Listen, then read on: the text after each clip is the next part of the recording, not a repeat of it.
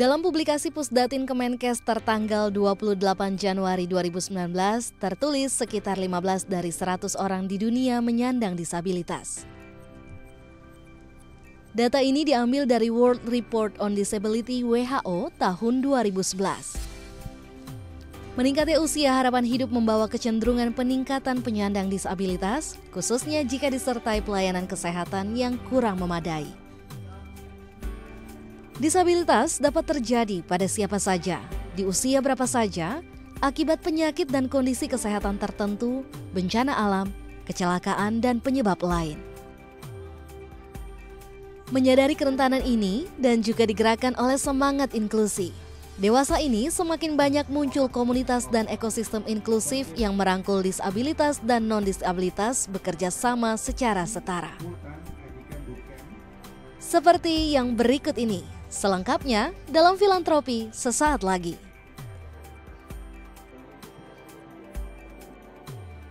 Mas Pandu, boleh diceritakan terlebih dahulu bagaimana sih sebenarnya awal mula komunitas Pandu Lisane ini? Kalau bicara ini kan panjang ya, kita akan tarik mundur dulu nih jauh. Jadi sebenarnya Pandu Lisane ini terbentuk karena saya mengikuti sebuah kelas kreatif, di mana teman-teman muda yang ikut di sini itu waktu itu ada 21 orang. Kita harus membuat sebuah movement untuk sosial dan macam-macam sih. Ada yang isunya dari food and beverage, ada yang isunya itu ke teman-teman yang sanitasi, dan aku kebetulan memang isuku disabilitas. Nah ini nih yang mau ngawali banget nih. Karena waktu itu lakukan kesalahan ketika menjadi MC, performernya adalah teman-teman tuli. Terus habis itu aku nggak bisa bahasa isyarat. Kemudian waktu ngomong, ya tepuk tangan buat teman-teman tuli gitu, kayak wah dengan PD-nya gitu, kayak oh, yang lain udah tahu nih tepuk tangannya seperti ini, kayak oh salah ya. Jadi kamu gitu. satu-satunya nih Mas Pandu yang tepuk Satu-satunya tangan. dan aku MC, itu kan kayak oke, ini kayak miss banget, dan aku sebagai anak komunikasi merasa kayak ini salah nih, ini aku harus belajar lebih jauh lagi nih. Waktu itu komunitasnya namanya Akar Tuli Malang gitu, aku masuk ke situ, belajarlah bahasa isyarat. Setelah bisa, terus beberapa kali menjadi juru bahasa isyarat volunteer, pindahlah ke Jakarta nih. Nah waktu di Jakarta mendalami lagi ikut kelas bahasa isyarat yang lebih ada level-levelnya gitu deh di Jakarta. Nah akhirnya dari situ udah nyambung nih, udah bisa bahasa isyarat, pengen bikin bantu sosial. Akhirnya di movement itulah aku bikin Pandu Lisane. Oke, tapi mungkin ada suatu cerita yang bisa menggerakkan nggak di situ? Mungkin melihat orang, tokoh dan lain sebagainya. Kedua, ada suatu momen dia ada seorang anak tuli di Kota Malang, dia cantik banget, dia seorang model juga ternyata. Umurnya berapa ini? Umurnya waktu kenal itu masih 17 tahun, sekarang mungkin 19 tahun ya. Terus habis itu dia dengan follower Instagram yang banyak, dia mendapatkan pendapatan sendiri, di umurnya masih belia banget. Tapi aku merasa kayak ini keren banget nih orang. Terus aku merasa terharu ketika dia bilang dia nyanyi lagu Sempurna, tapi pakai bahasa isyarat. Ah, gimana itu? Nyanyi lagu Sempurna pakai bahasa isyarat? Kau begitu sempurna, kayak gitu kayak oh my god, dia aja merasa sempurna dengan kondisi dia seperti itu, dan aku kurang bersyukur sih, kayak merasa melihat itu apa ya, dengan kehidupan yang aku dapatkan, dengan orang-orang yang aku sayang, masa aku nggak bisa sih memberikan kasih sayangku juga ke orang lain juga gitu. Akhirnya dari situ aku berpikir bahwa aku ingin nih berbagi ke orang apa yang aku bisa. Nah sampai sekarang pun pekerjaanku berhubungan dengan disabilitas.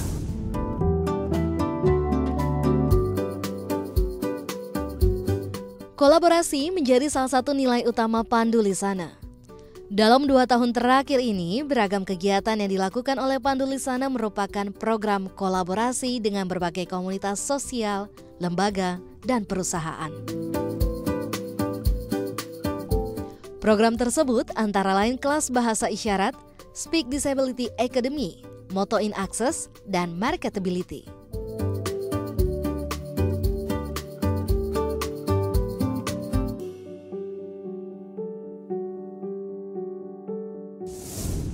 Nah ini kan menariknya hubungannya tak cuma soal bahasa isyarat saja ya sebenarnya, tapi ke yang lainnya juga, karena kebetulan aku melihat kaosnya ini ada yang lainnya juga. Nah mungkin bisa sambil dijelaskan, apakah ini simbol dari Pandu Lisane sendiri atau seperti apa?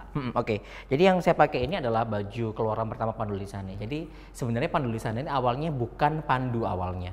Bimbing, kita masih nyari nama sih, kayak Bimbing Lisane, Damping Lisane, Pimpin Lisane. Terus kayak ada seorang teman yang bilang, "Duh, kenapa nggak pakai namamu aja gitu? Namamu itu udah all package gitu. Pandu itu bisa mimpin, bisa dampingi, bisa membimbing, gitu. Lisannya kan tuli, daksa, dan netra. Jadi ini pakai bahasa isyarat mensimboli teman-teman tuli. Ini kursi roda menggambarkan daksa.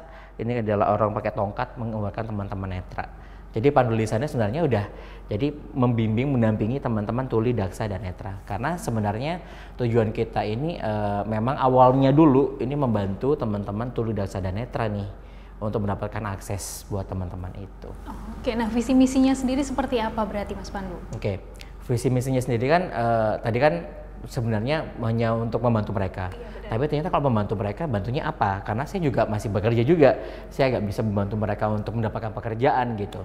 Terus saya berpikir bahwa ya dibutuhkan apa sih? Saya cari tahu, saya menanyakan ke teman-teman saya yang paling dekat sendiri, pernah nggak ketemu sama disabilitas? Oh ternyata kebanyakan orang, hampir semuanya itu sering ketemu sama disabilitas. Entah itu pengemis, entah itu orang yang pada umumnya jalan, atau dia pedagang di terminal, dia mungkin pernah bertemu, tapi dia nggak pernah berinteraksi karena nggak tahu cara interaksinya seperti apa. Oh ini nih pain point-nya. Jadi mereka nggak tahu nih cara seperti apa. Akhirnya kita mau punya visi, kita menjadi ruang aman yang inklusif untuk teman-teman disabilitas dan non-disabilitas untuk berinteraksi. Dengan cara apa menuju inklusif itu? Kita sebenarnya mengawali dengan teman-teman kita edukasi bagaimana caranya untuk berinteraksi. Kita kasih teman-teman untuk ruang untuk sering bertemu, kita bikin event banyak, itu inklusif semuanya, disabilitas kita ikutkan, non-disabilitas juga kita ajak. Jadi ada ruang temu yang mereka akhirnya bisa, oh interaksi nih, oh ternyata enggak sesusah itu kok komunikasi sama teman-teman. Mereka tuh bukan orang lain kok, mereka tuh juga sama seperti kita juga. Tapi aku penasaran sama animonya juga berarti nih Mas Pandu. Pada saat awal-awal kamu bikin pandu lisan ini sendiri, itu seperti apa? Kan orang-orang masih yang, ini apa sih kok hubungannya sama disabilitas gitu. Jadi waktu awal-awal bikin itu malah agak kaget ketika ada pernyataan teman-teman disabilitas, Pandu ngapain sih bikin komunitas disabilitas, kan dia bukan disabilitas. Ya benar juga sih, saya bukan disabilitas gitu. Tapi apakah saya harus menunggu saya disabilitas dulu baru saya bikin? Kan bukan itu gitu. Jadi poinnya adalah ya saya ingin berkontribusi pada dunia disabilitas meskipun saya bukan disabilitas. Karena setiap orang mungkin kan kita disabilitas. Jadi so far sih setelah berjalan kita sekitar hampir 2 tahun ini, kita berpikir bahwa ya udah kita jalanin apa yang kita percaya. Ketika memang ada teman-teman disabilitas yang nggak percaya kita, ya udah nggak apa-apa, karena kita nggak bisa memaksakan orang kan. Kita punya prinsip bahwa kita nggak usah memaksakan sesuatu yang mereka nggak bisa. Tapi ketika ada teman-teman yang mau diajak, ayo kita rangkul gitu.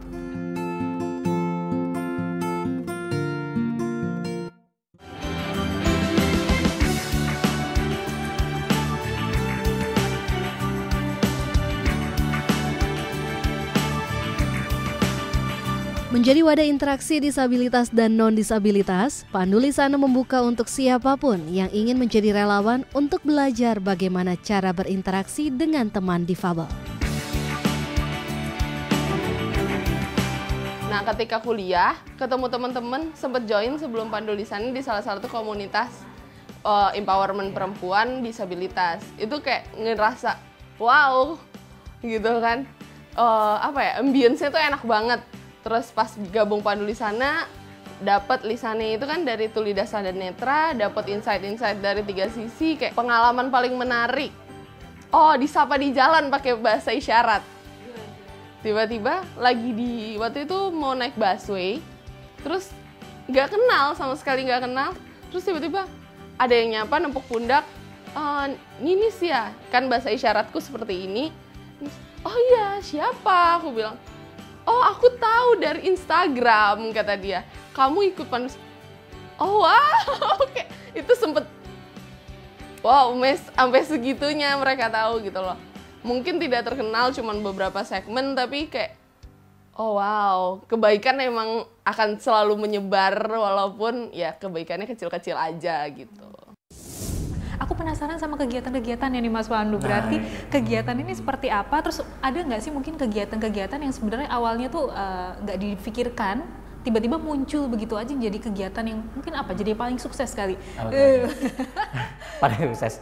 Oke. Jadi sebenarnya event kita itu hampir selama 2 tahun ini adalah kolaborasi. Semuanya kolaborasi. Itu hampir nggak berhenti. Jadi kayak orang-orang yang udah tahu Pandu Lisana, awalnya kita kolaborasi dengan misalnya yang pertama itu dengan salah satu sekolah di bilangan Jakarta Selatan, mereka itu mau menerima teman-teman disabilitas. tanyalah ke Pandu Lisa nih, Pandu bisa nggak kita nerima teman-teman disabilitas untuk bekerja di sini, karena kita tahun depan rencananya mau buka buat teman-teman disabilitas. Kita harus punya karyawan dulu disabilitas, soalnya kalau misalnya nggak ada berarti kita nggak inklusif, bener juga gitu kan. Akhirnya aku mencari teman-teman yang mau magang di sana gitu. Terus berikutnya itu baru dari kolaborasi itu, terus ada yang agak gedean lagi di Februari apa Maret ya 2019 sama MRT. Waktu MRT baru muncul, nah MRT mengajak kita berkolaborasi, ingin menunjukkan kepada masyarakat Jakarta bahwa MRT itu sudah penuh dengan akses buat teman-teman disabilitas, ya kan? Dari situ tuh mungkin banyak teman-teman komunitas yang ikut. Setahun itu benar-benar yang kolaborasi terus. Jadi kita nggak berhenti. Jadi sampai sekarang baru di tahun 2020 kita punya program sendiri. Nah, yang beda adalah tahun 2020 ini ya. Betul. Programnya berarti seperti apa kalau sekarang? Kan akhirnya bikin sendiri nih programnya. Bikin sendiri akhirnya. Belum terlalu banyak karena kita nggak mau kayak terlalu overwhelmed dengan berbagai macam itu. Di awal tahun di Januari 2020 kita kerjasama dengan Speak Project. Itu adalah sebuah komunitas yang mengusung tentang public speaking nih. Speak Project berinisiatif untuk membuat sebuah kelas yang nanti teman-teman disabilitas yang bikin. Kita ngobrol-ngobrol baiknya apa nih, tuli dulu, apa daksa dulu, apa netra dulu. Jadi kita mikirnya kayak netra dulu deh, karena selama ini sebenarnya tuli itu yang paling mudah aksesnya. Mereka kemana-mana bisa. Naik kendaraan sendiri, terus kemudian jalan-jalan kemana-mana bisa, cuma kan tidak bisa mendengar. Tapi untuk teman-teman netra aksesnya susah. Mereka nggak bisa kemana-mana sendiri. Karena mereka harus merasakan ya? Betul. Yang kedua, kemarin kita bikin acara namanya Marketability. Marketability ini event kita yang gede nih. Percobaan nekat banget sih sebenarnya, kayak bisa nggak ya gitu. Jadi, kenapa kok bisa dibilang nekat nih? Nekat banget karena sebenarnya ini cukup mendadak. Jadi persiapan kita cuma 3 minggu. Wow, 3 minggu 3 minggu event? sebuah event, dan itu gede banget. Itu benar-benar mengundang banyak orang untuk berkecimpung di situ. Jadi kita membuka 20 stand, ada 13 stand disabilitas, dan sisanya itu buat non disabilitas. Karena kita pengen inklusif kan.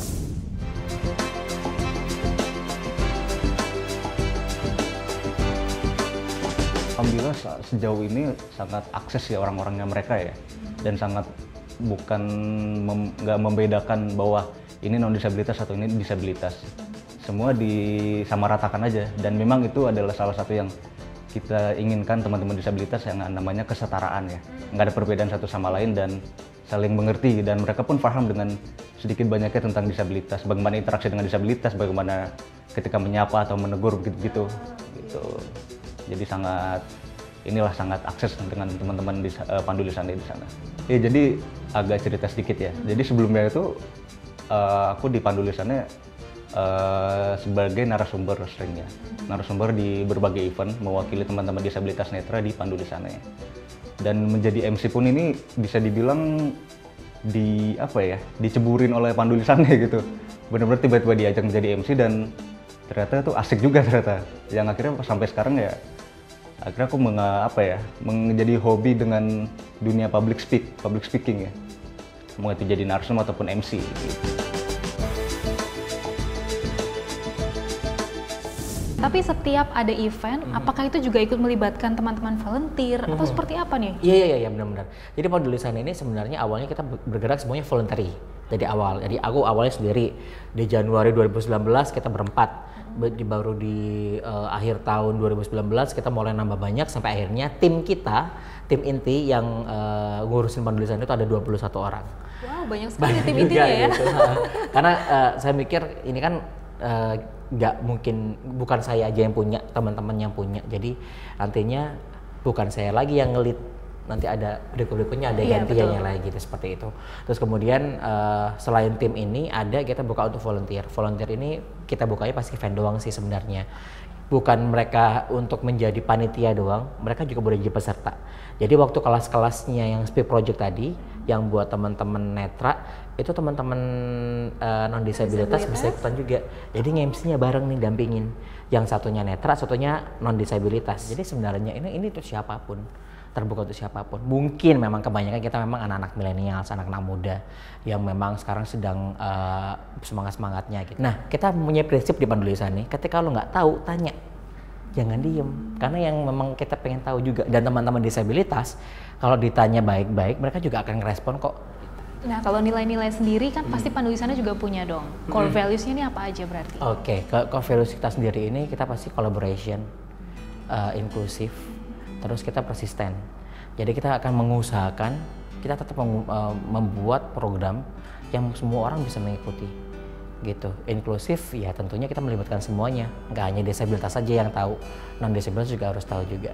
Kemudian kolaboratif, kita kan komunitasnya di dalam komunitas ini nggak cuma disabilitas ya, nggak cuma non disabilitas, jadi ada disabilitas juga yang gabung, ada teman tuli yang gabung di kita, netral daksa ada juga.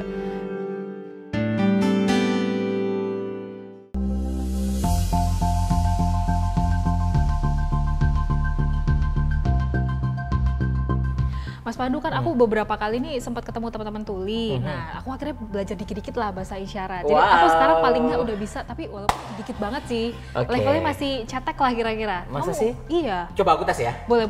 Aku tes ya. Oke. Aku apa tuh? Apa ya? Apa ini? Aku ini apa sih? Lagi mecah telur ya? Aku suka jus durian. Aku suka. Oh, ini suka dari hati ya? Iya, suka jus durian. Kenapa durian gini? Kan bukannya kayak gitu, ditekan kan? Oh gitu. Oke. Aduh, aku harus ganti naik deh. level nih. Aku suka makan pisang. Yes. Bener. Satu lagi deh. Oke. Ini kayaknya kalau nggak salah aku dari. Nah, ini apa ya? Aduh, aku nggak tahu. Apa ya? Nama kota. Nama kota. Apa ya? Kok kayak kucing ya? Bukan, ini singa. Oh, Malang bukan sih? Malang. Oh, berarti aku dari Malang. Aku asli Malang. Oh, aku asli Malang. Yes, Oh iya, kebetulan Mas gitu. Pandu ya asli Malang Asli ya. Malang. Kok Mbak asli mana? Aku asli Solo, berarti aku asli Solo. Solo.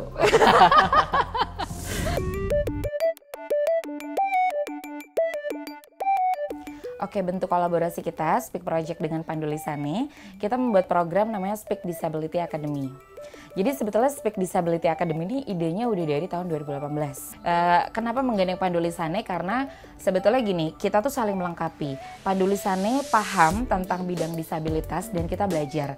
Speak Project itu kita punya fasilitas atau memfasilitasi tentang materi public speaking seperti apa dan lain-lain. Mudah-mudahan ini bisa menjadi inspirasi dan mudah-mudahan dengan lahirnya program Speak Disability Academy bisa menginspirasi orang-orang di luar sana mungkin bikin gerakan yang serupa.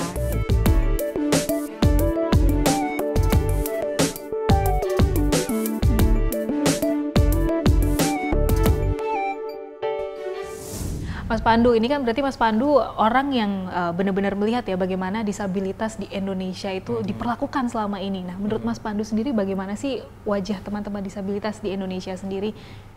Saat ini sih sebenarnya sudah mulai berubah ya daripada tahun-tahun sebelumnya. Karena sejak adanya Asian Para Games, ya Asian Para Games itu merubah stigma orang banyak hal. Jadi orang-orang jadi melihat disabilitas itu bisa juga kok jadi atlet, dan perlakuan ke teman-teman disabilitas juga sudah mulai berubah. Yang dulu mungkin orang-orang cuek, sekarang mulai bertanya, oh ada kayaknya tetangga saya disabilitas nih, ini yang mungkin mau dibantu atau mungkin mereka dicarikan pekerjaan atau apapun, itu mulai banyak juga. Jadi sebenarnya perlakuan sekarang itu semakin baik, apalagi dengan adanya Undang-Undang Nomor 8 Tahun 2016 tentang disabilitas. Akhirnya di dalam undang-undang itu sekarang sudah ada peraturan bahwa disabilitas itu berhak untuk mendapatkan pekerjaan, berhak untuk membuka usaha sendiri, atau berniaga, dia juga boleh berkooperasi. Jadi siapapun yang ingin masuk ke situ itu udah ada undang-undangnya. Jadi untuk masalah perekonomian juga sekarang itu teman-teman disabilitas sudah banyak yang mandiri juga, gitu, bisa bekerja, mereka juga bisa berkarya sendiri. Itu semakin bagus di Indonesia sekarang. Oke, menarik sekali. Nah Mas, tapi aku masih penasaran sama Pandu Lisanenya sendiri nih, untuk kemapanan finansialnya tuh seperti apa sih sebenarnya selama ini? Karena kan pasti penting ya dalam mengadakan event-event dan lain sebagainya. Penting banget sih. Jadi selama ini kita untuk bertahan, karena saya juga berpikir bahwa Kita memang bantu orang, tapi Iya. kita sendiri juga harus terbantu dong ya. Jadi kita nggak bisa untuk melepas juga. Pandu Lisane membuat pola keuangannya itu dari kita membuat project. Seperti kita mengadakan kunjungan ke perusahaan-perusahaan yang memang mau membuka teman-teman disabilitas. Nah dari situlah biasanya ada perusahaan yang memberikan ke kita, dan kita memang nggak minta bayaran yang kita range-nya sekian, rate-nya sekian gitu. Enggak, dana yang diperoleh seperti itu akan kita kelola lagi. Kita ada toko, jadi kita toko online. Jadi kita mencoba untuk ngajakin teman-teman disabilitas yang punya barang, yang pengen dijualin produknya, kita jual juga. Oke, menarik sekali di sini. Nah, untuk rencananya sendiri, ini kan tadi sempat dibahas sedikit ya untuk tahun 2020.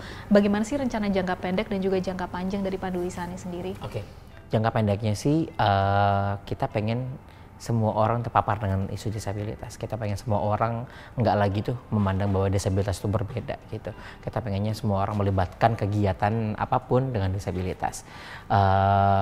Jangka pendeknya lebih kita tetap menjalankan aktivitas-aktivitas seperti ini yang lebih dekat dengan masyarakat. Tapi berikutnya jangka panjangnya adalah kami berdoa supaya Pandu Lisane nggak ada. Oh, begitu? Yes, karena Harapannya Pandu Lisane nggak ada lagi? kalau misalnya orang-orang udah pada inklusif, buat apa dong ada Pandu Lisane? Kita bikin yang lain lah. Kita bahkan berkembang lebih yang lain. Mungkin kalau misalnya orang-orang sudah pada inklusif, udah nggak butuh lagi nih ada Pandu Lisane karena udah tahu semua cara interaksi dengan disabilitas, udah tahu gimana caranya untuk membuat disabilitas nyaman di Indonesia. Oke, nah mungkin boleh pesan-pesannya dong, Mas Pandu, mungkin bagi pemerintah dan juga masyarakat Indonesia terkait dengan isu disabilitas ini. Isu disabilitas. Sebelumnya sih terima kasih banyak kepada pemerintah ya, karena pemerintah pasti nggak akan tutup mata tentang kondisi ini. Kalau tutup mata pasti akan diprotes. Jadi terima kasih sudah membantu teman-teman disabilitas, terima kasih sudah menguatkan teman-teman disabilitas. Kemudian untuk masyarakat sendiri harapannya adalah jangan takut untuk berinteraksi dengan teman-teman disabilitas karena mereka sama seperti kita juga gitu loh. Yang pasti yang saya perlu tekankan lagi adalah jangan takut untuk bertanya, karena mengawali hal itu harus bertanya dulu. Tapi dengan memulai itu mungkin ada keberlanjutannya. Karena kan rasa berani udah tumbuh nih. Udah berani nyapa dulu nih. Berikutnya berani kenalan. Berikutnya udah interaksi. Berikutnya bisa bantu apa misalnya. Itu akan berkembang lagi. Jadi awal dengan hal kecil, jangan takut untuk bertanya. Berawal dari ketidaktahuan akan bahasa isyarat, akhirnya membuat seorang Pandu Wicaksono membuat sebuah komunitas yang dinamakan Pandu Lisane. Pandu Lisane tidak hanya berfokus pada teman-teman tuli saja, namun di tahun ini Pandu Lisane akan berfokus kepada teman-teman daksa dan juga netra. Demikian filantropi edisi kali ini. Saya Melissa Gilbert mengucapkan terima kasih atas perhatian Anda dan sampai jumpa.